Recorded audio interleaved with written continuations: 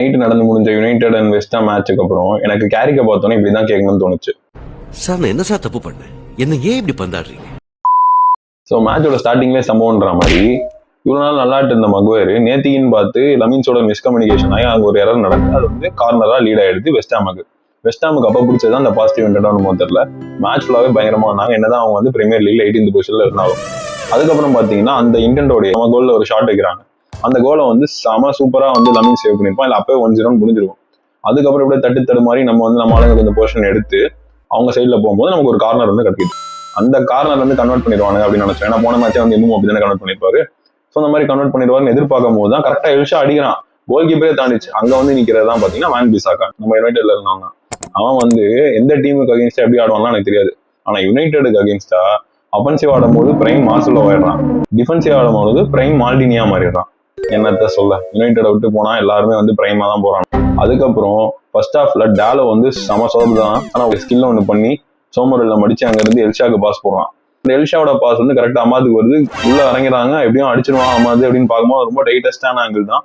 ஆனா அதுவும் side netting ஆகி கோல் போல. ஸோ ஃபர்ஸ்ட் ஹாஃப் வந்து 0-0 முடிஞ்சிருது.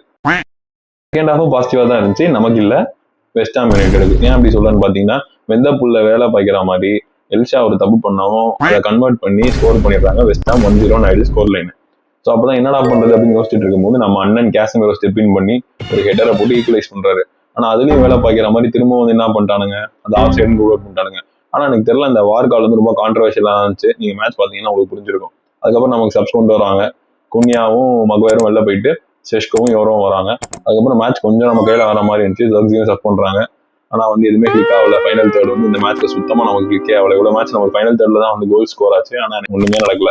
லாஸ்ட்ல மேட்ச் வந்து முடிஞ்சிடும். அவனுக்கு ஏன்னா 18th பொசிஷனால இருக்கானு எல்லாம் உள்ள நிக்கிறான். நம்ம ஆளுங்க வந்து அப்பதான் ஞானோதயம் வந்து முதல் முறையா வந்து செஷ்கோவுக்கு வந்து ஏர் பால போடலான்னு போட்டாங்க. ஜர்க்ஸிக்கு வந்து அந்த ஹெட்டிங் பண்றான். அது வந்து ஜஸ்ட் மிஸ் போஸ்ட்டுக்கு வெளில போயிடுது.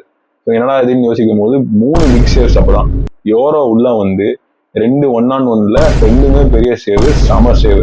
அதுக்கப்புறம் லமின் சேவ் 1-on-1 ஸ்ட்ரைக்கரோட, அதுவும் சரியான சேவ். இந்த 3 சேவுக்கு பிராச்சித்தமா என்ன ஆச்சு, செஷ்கோ வந்து 95th மினிட்ல ஒரு கோலை போட்டு ஈக்குவலைஸ் பண்ணி எப்படியோ டிரா பண்ணிட்டோம். எனக்கு என்னமோ வந்து இந்த மேட்ச் வந்து ஜெயிக்கணும் அப்படின்னு ஆடின மாதிரி தெரியல, அவன் முடி வெட்டக்கூடாது அப்படின்ற மாதிரி ஆடின மாதிரி இருந்துச்சு. ஸோ உங்களோட கமெண்ட்ஸ் என்னன்னு சொல்லுங்க.